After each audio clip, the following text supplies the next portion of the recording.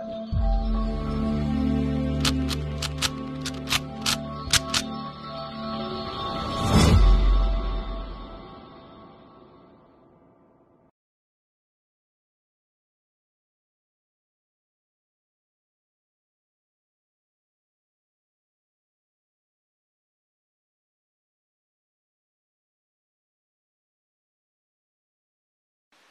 let us study the motion of a charged particle in a uniform magnetic field in different directions.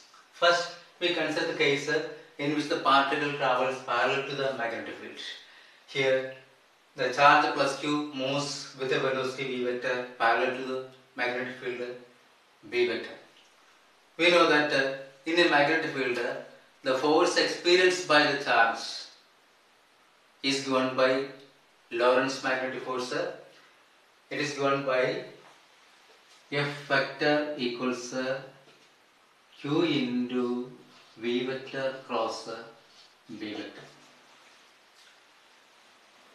This is represented or this is expanded in the form QVB sin theta into the unit vector n gap.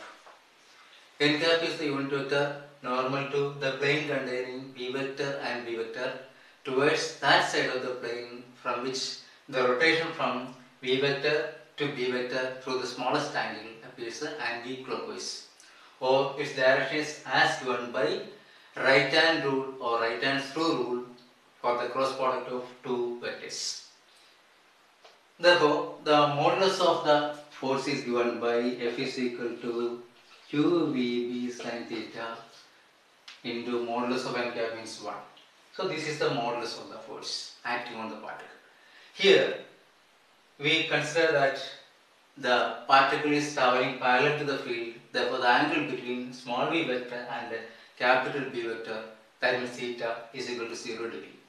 The angle between the directions of velocity vector and the magnetic field vector is equal to 0, and sin 0 equals 0, therefore here the force F equals 0. Force will be 0 when the particle travels parallel to the direction of uniform magnetic field. Okay.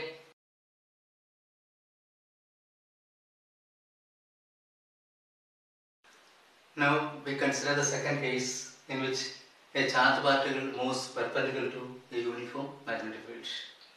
In this case, the charged particle moves with a velocity v vector perpendicular to a magnetic field, uniform magnetic field B vector.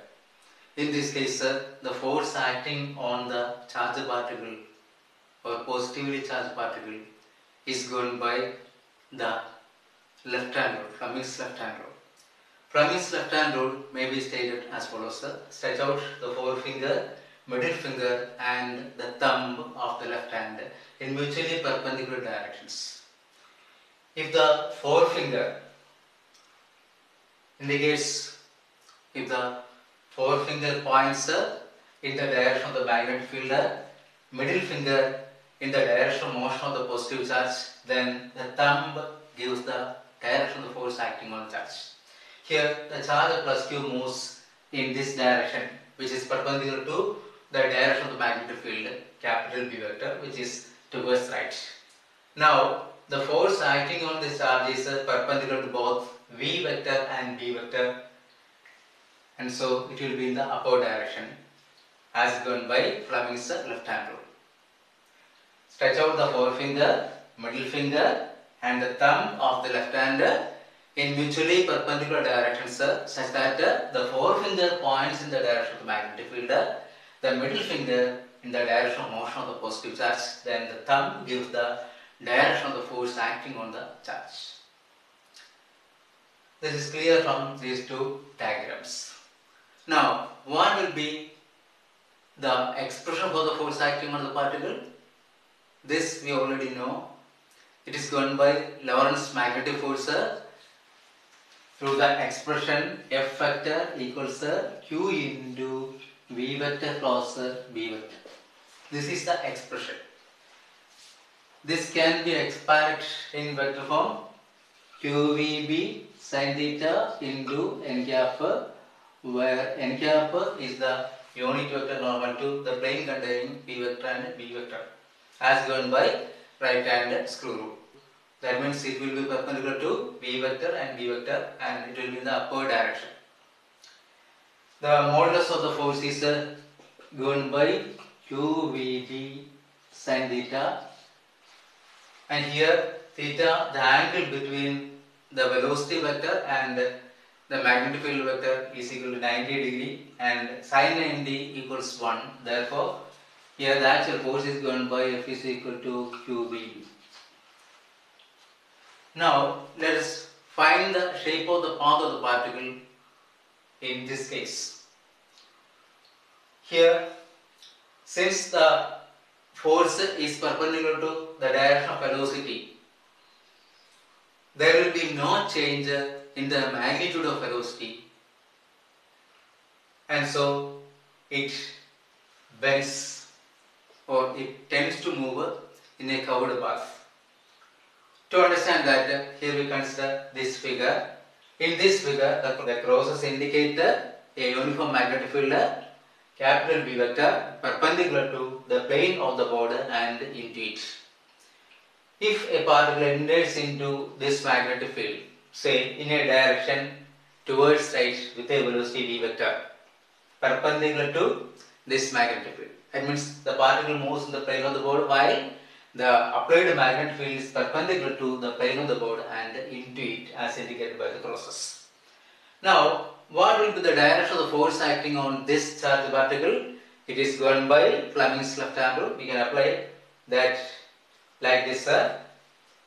The forefinger indicates the direction of the magnetic field which is perpendicular to the plane of the board and into it.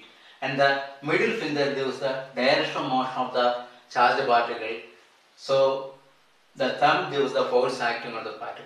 That means here this force F vector will be in the upward direction and perpendicular to V vector. Since F vector is perpendicular to V vector, the magnitude of the velocity does not change, but it moves along a curved path. But when it reaches at any other point on the curved path, there again the force F vector will be perpendicular to V vector. As an example, when it reaches here, the velocity will be in this direction and the force F vector is perpendicular to the velocity and also perpendicular to the magnetic field. So it again bends, but the magnitude of the velocity does not change. Only the direction changes. That means it moves along a curved path. It moves along the curved path. The curved path is a circle.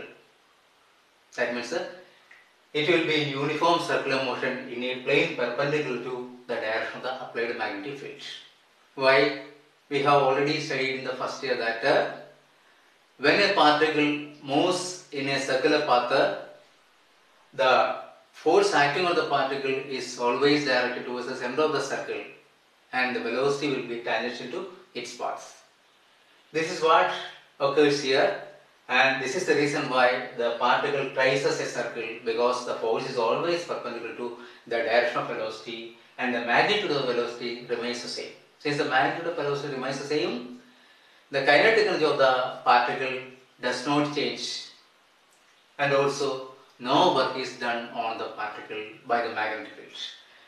അപ്പോൾ particle ഇങ്ങനെ move ചെയ്യുമ്പോൾ signal move ചെയ്യുമ്പോൾ അതിൻ്റെ വെലോസിറ്റിയുടെ മോഡുലസിന് മാറ്റമില്ല. Velocity മാറുന്നു, direction മാറുന്നുണ്ട്, പക്ഷേ അതിൻ്റെ സ്പീഡിന് മാറ്റമില്ല, വെലോസിറ്റിയുടെ മോഡുലസിന് മാറ്റമില്ല. അതുകൊണ്ട് there is no change in the kinetic energy of the particle and hence no work is done by the magnetic field. So without doing any work, it traces a circle due to the initial velocity with which it enters in the magnetic field. Now we can find the radius of the circular path. Here, this can be taken as the radius of the circular path. This is the radius r of the circular path. We can find the radius r of the circular path as follows. Here, for moving the particle in a circular path, a centripetal force must be provided. It is clear that here the centripetal force is the magnetic Lorentz force QEB. Therefore, the centripetal force of the particle mv square by r is provided by the magnetic Lorentz force QVB. From this we can find the radius. Radius equals mv divided by qb.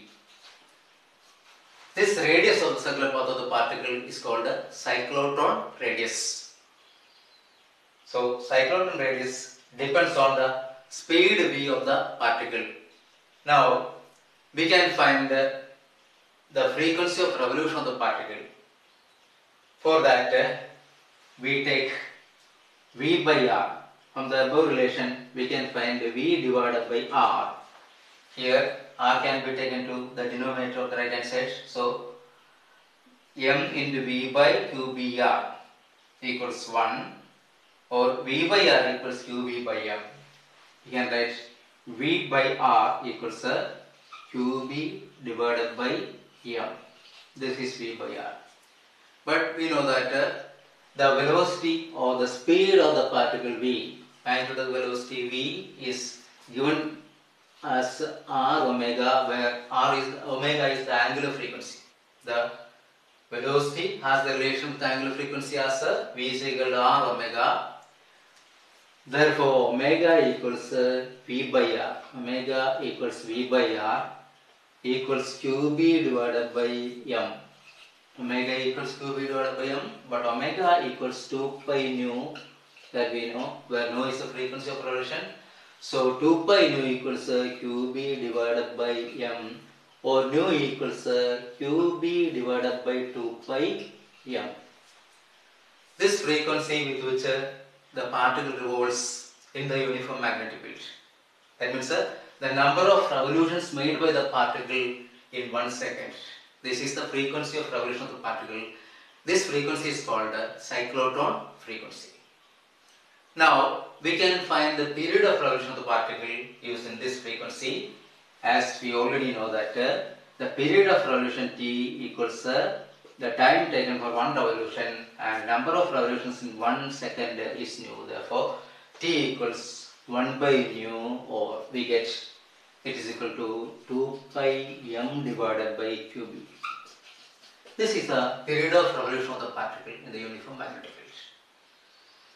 Thus we have seen that when a particle enters into a uniform magnetic field with a velocity perpendicular to the direction of the magnetic field, the force acting on the particle is always perpendicular to both the velocity vector and the magnetic field vector, and hence it describes a circle. The radius of the circular path is found by equating the centrifugal force with the magnetic Lorentz force QVB. This radius is called the cyclotron radius, and from this relation we have found v by r equals qb by m, and v is equal to r omega is used for finding the angular frequency omega as qb divided by m, and finally omega is equal to 2 pi nu. Therefore nu is equal to qb divided by 2 pi m is the frequency of revolution of the particle. It is called the cyclotron frequency. The reciprocal of cyclotron frequency gives the period of revolution of the particle and is given by t equals 1 by nu equals 2 pi m divided by qb. Okay.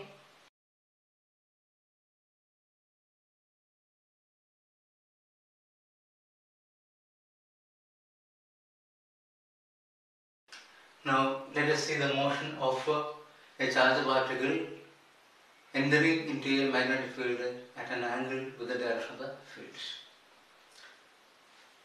A magnetic field is applied towards right, and the charged particle enters at an angle theta with the direction of the field. In this case, this velocity of the particle v vector can be resolved into two components, v cos theta parallel to the field and v sin theta perpendicular to the field. We know that when a particle enters perpendicular to a magnetic field, it traces a circle. Here, due to this velocity v sin theta, it describes a circle in a plane perpendicular to the direction of the field. At the same time, it moves forward with the constant velocity v cos theta. It moves forward with the constant velocity v cos theta. And as I said, It describes the circle at the same time moves forward. So it travels along the particle travels along a helical path. This is shown in this two-dimensional figure and is clearly shown in this 3D view. The particle moves along this helical path. Here we can resolve the velocity at any point. When the particle is at this point, we can resolve the velocity along the tangent shown by V vector into two components V cos theta parallel to the field and V sin theta perpendicular to the field. Due to V sin theta describes a circle. Therefore, the centimeter force required for the circular motion of the particle is provided by the Lorentz magnetic force and is given by centimeter force means here m into V sin theta whole square mv square by r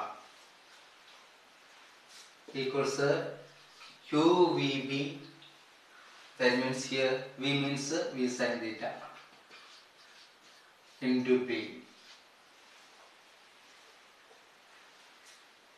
From this we get m into V sin theta by r equals qb, or we get the radius of the helix as r is equal to m V sin theta divided by qb. This is the radius of the helix. Now we can find the time taken to complete one revolution as t equals, we know that t equals 2 pi m divided by qb, and it is independent of the velocity. We have already seen that. Therefore, the period of revolution of the particle during its motion is given by t equals 2 pi m by qb. Therefore, the distance travelled by the particle for one revolution, it is known as pitch of the helix. It is given by pitch means the distance between two consecutive circular motions of the or consecutive turns of the helix. That means here this distance represents pitch or this distance represents a pitch. So pitch is given by the period of revolution into the constant velocity parallel to the magnetic field. That means pitch is given by pitch equals the constant horizontal velocity or constant velocity v cos theta parallel to the field into the time for one revolution. That means it is equal to v cos theta into 2 pi m by qb. This is equal to 2 pi m into v cos theta divided by qb. This is the pitch of the helix. Thus we have seen that when a charged particle of charge plus q enters into a magnetic field, uniform magnetic field at an angle theta with the direction of the field, we can resolve the velocity v vector into two components, v cos theta parallel to the magnetic field and v sin theta perpendicular to the magnetic field.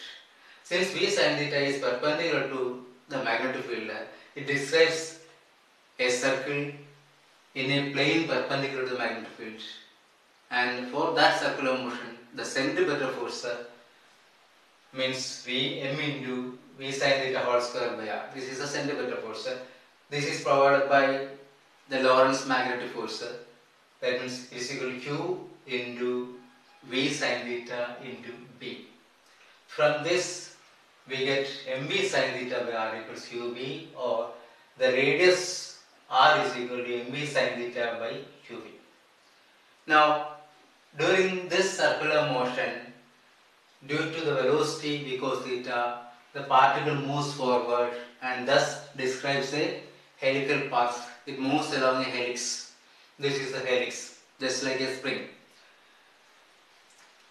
Therefore, the distance travelled by the particle between two consecutive circular motions, or between the consecutive turns of the helix is called pitch, and pitch is given by the distance traveled during the period of revolution t is equal to pi m by qb.